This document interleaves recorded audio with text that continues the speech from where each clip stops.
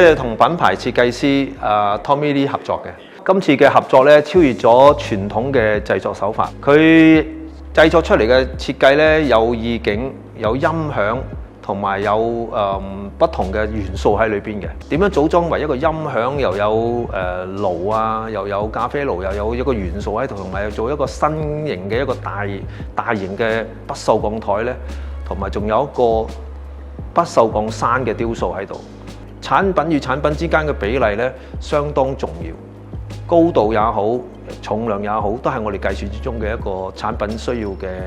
挑戰嚟嘅。其實係我哋好多互動嘅設計嗰陣時咧，我哋經過大家嘅磋商啦，互相嘅了解啦，得到大家知道佢